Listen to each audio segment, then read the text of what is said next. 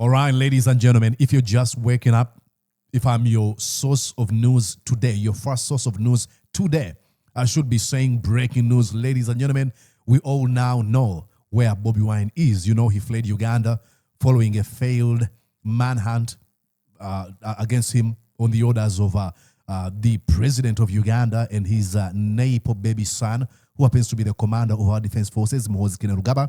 Bobi Wine fled the country, and everyone has been wondering, where did he go? Ladies and gentlemen, we now know. There's no more curiosity about where he is.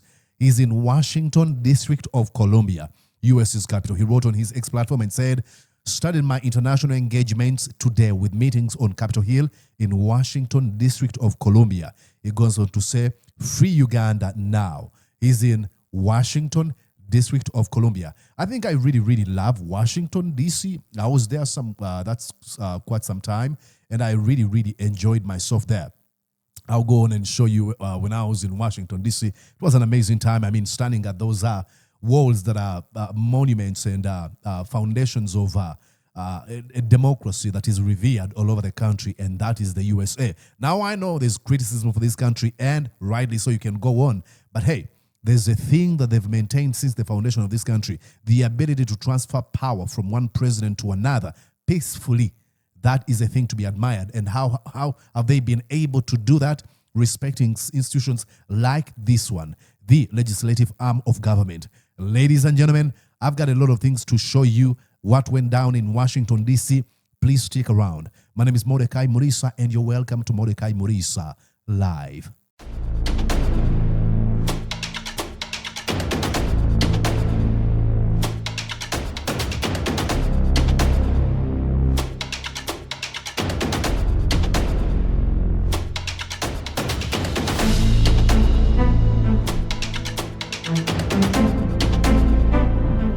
All right, ladies and gentlemen, now I'm going to have to make some sort of a warning or trigger warning, if you may.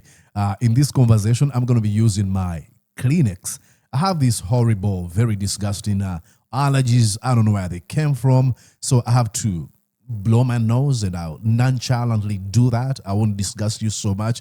I'll probably have to hide myself and blow my nose and clean up, and then I will continue with the show. So if you see me grabbing some Kleenex, please do not be disgusted. Be like, okay, he's warned me already. Okay, so don't worry. All right, ladies and gentlemen, let's go on and watch what's going on in Washington, District of Columbia. Here, Bobi Wine launches international lobbying effort in Washington. I'll go on and read you a few lines here. They say, former National Unity presidential candidate Robert Kyagulanyi Ssentamu, popularly known as Bobi Wine, has begun a series of international engagements with key legislative and diplomatic actors, starting with the meetings on Capitol Hill in Washington, D.C. In a brief message issued via his official account on X on Wednesday, he wrote, started my international engagements today with meetings on Capitol Hill in Washington, D.C. Kyagulanyi's remarks come shortly after he confirmed over the weekend that he had temporarily left Uganda following more than 8 weeks spent operating from undisclosed locations amid the fallout from the country's disputed January 15th presidential election. In a statement shared on social media, Kyagulanyi said the trip is intended to deepen international engagements on Uganda's contested electoral outcome. A beautiful article. Ladies and gentlemen, let's go on and listen to what he said when he had left the country. Actually, he told us by the time you watch this video, I'll have left Uganda. This is what he told us he was going to do in USA, in Europe, and across the world. We decided to fight back, not only within the country, but also internationally. Yep. And among the things that we hope to pursue are targeted sanctions against Museveni and his enablers. We also want those countries that are funding Museveni's killing machine to stop, and if possible, to completely cut ties with the regime in Uganda. In the recent days, we've been speaking on international platforms, although we've been doing it virtually. Now, we are going to be doing it physically. I think one of the international platforms he's referring to is like that one of the Geneva, where he spoke to the Geneva Summit of democracy and human rights. Again, when he was there, I think I should refresh your mind on some of the words he said to these funders and global partners of Uganda. This is what he said. After the genocide in Rwanda, but it was too late. The second option is that the international community rises to the occasion. You stand by the values that you profess, democracy and human rights. He was calling them out. If you stand for democracy and human rights, so do it. Show us that you really mean it. People are being abducted, tortured, killed, disappeared in Uganda, and you're turning a blind eye. Show us that you really stand for these democratic values. You can rein in on Geneva Museveni and his son through targeted sanctions as well as financial and legal pressures. Ladies and gentlemen, Ugandans are not seeking for pity. Yep.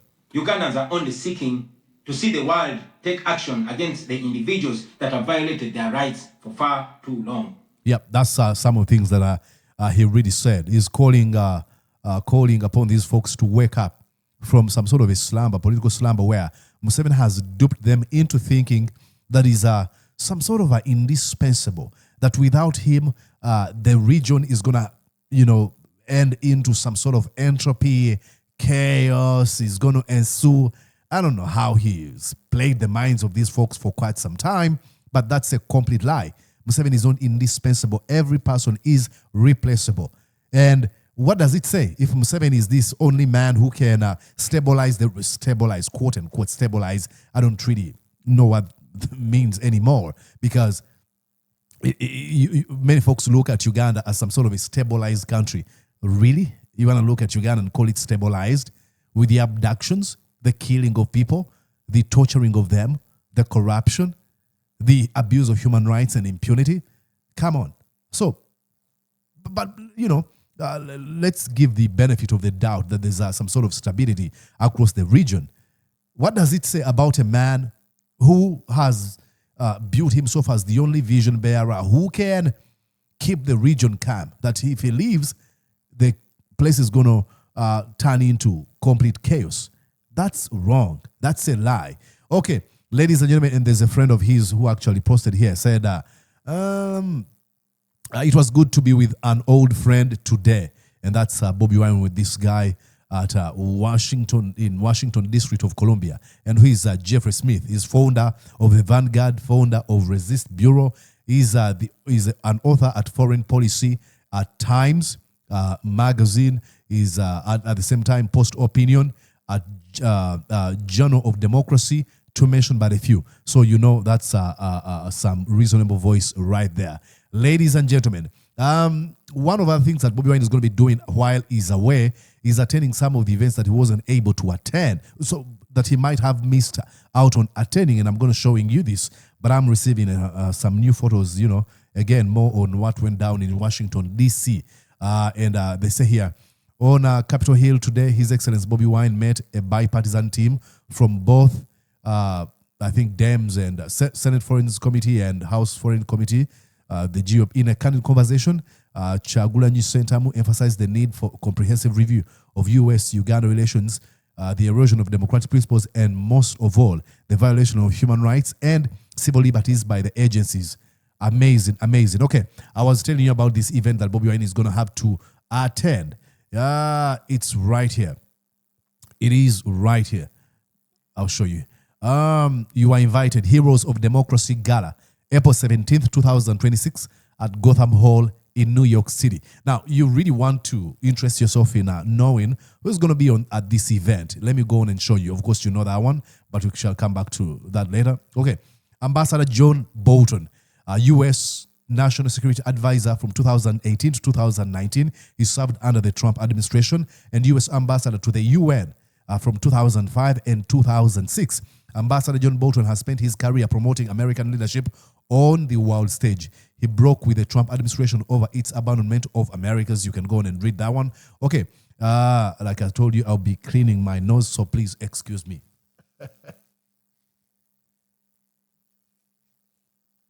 Okay, then another one he's here is Senator Mark Kelly, U.S. Senator for Arizona, Captain U.S. Navy. He's a retired one, and a NASA astronaut from 1996 to 2011. Senator Mark Kelly saw combat as a naval aviator in the Gulf War and served on 4 space shuttle missions, commanding 2. Together with his wife, Rep. Gobi Giffords, he co-founded the Gun Safety Organization. I mean, he's a strong. He's had some push and pull with the Trump administration.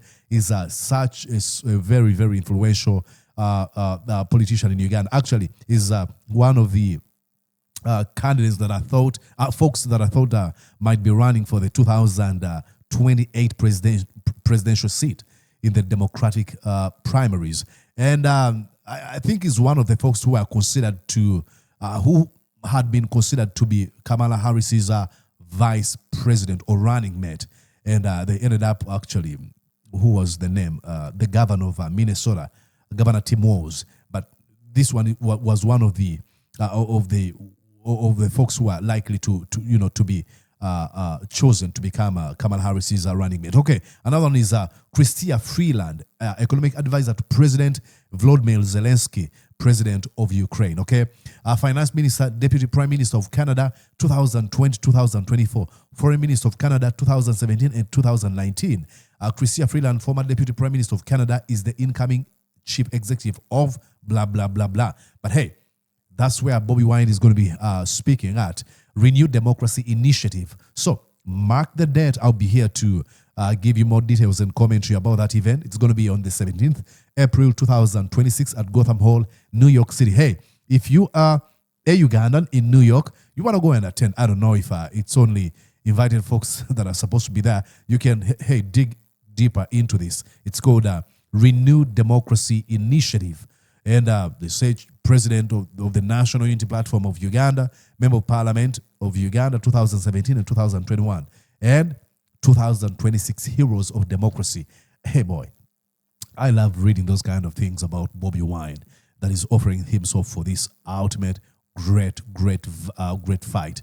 Okay, ladies and gentlemen, so now you know. I wanted to play this at the beginning of this video, but I really forgot. But this is what was read by this Force Post Africa when Bobi Wine had fled Uganda. What did she say? Opposition leader Bobi Wine says that he has fled the country after nearly 2 months in hiding.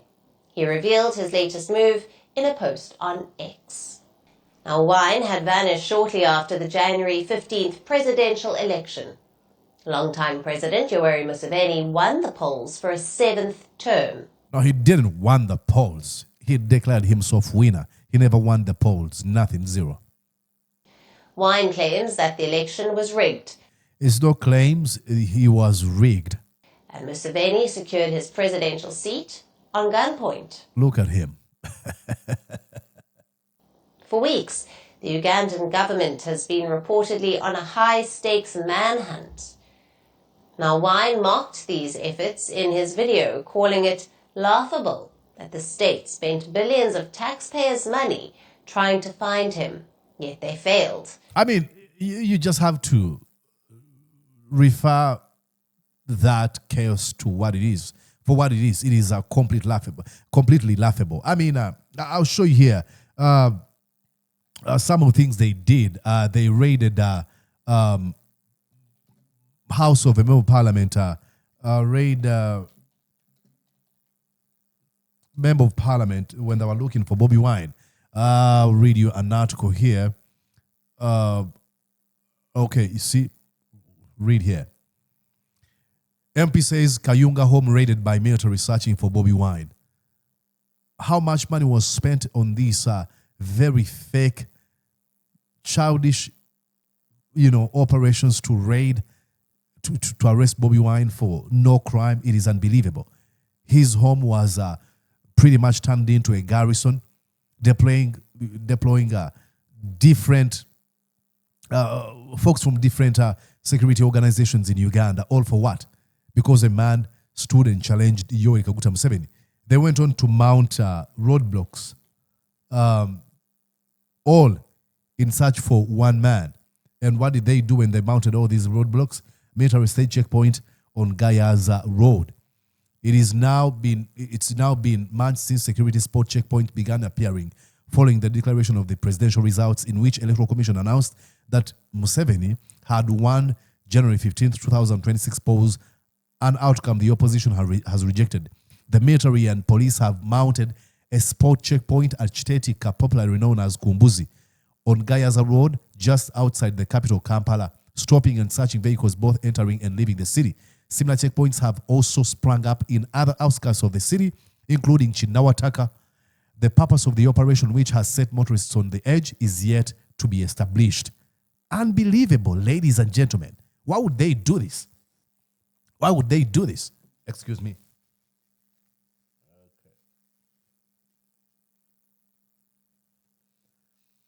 I hate all these allergies. Oh, my Lord. I hate allergies. But hey, this is the article that came from the BBC. They said, Ugandan opposition leader tells BBC he fled abroad fearing for his life. Ugandan opposition leader Bobi Wine has told the BBC that he left the country because he feared for his life following January's disputed election. Speaking to News Hour from an undisclosed location after spending 2 months in hiding in Uganda, he said, "It was clear that the regime wanted to eliminate me."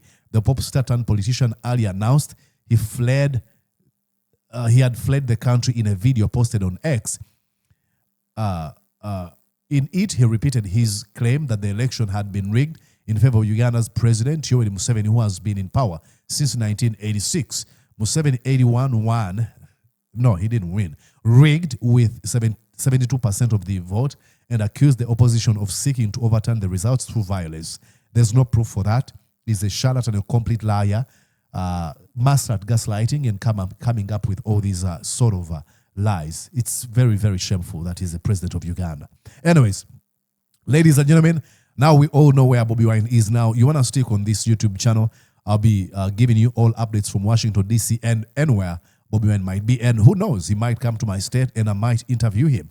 You have to know that I've interviewed Bobi Wine several times, more than 5 times. And every time I've had an opportunity to talk to him, he's candid, he's cogent, coherent, and cohesive. So I might have that opportunity, so stick around. You want to make sure that you hype this video.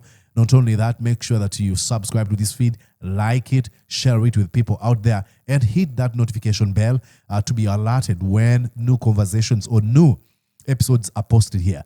Please stick around. I'll be out there hunting for you more content regarding Uganda's liberation struggle. Let me know where you're watching me from. Are you a Ugandan? And if yes, let me know where you're watching me from. If you're not, thank you so much that you are interested in the liberation struggle of the Ugandan people. Where are you watching me from as well? My name is Mordecai Murisa, presenting or broadcasting to you from these United States of America. I think I'll be back here soon. Stick around. Hey, later today, I have a conversation with my friend and brother in the UK. His name is Shaba. He runs a YouTube channel, Munda Uganda 256, and we had a conversation earlier today. It needs to be edited and then posted. So stick around. I think in a space of 6 hours, that conversation will be dropping. So stick around, and I'll let you know more about what we are doing here. Bye-bye. Let me go and blow my nose. I might disgust you. Before I do that, bye-bye. Did you enjoy what you just watched? I'm sure they did. I'm going to guess that you did. How about you consider subscribing to Mordecai Marissa Live YouTube channel? Thank you.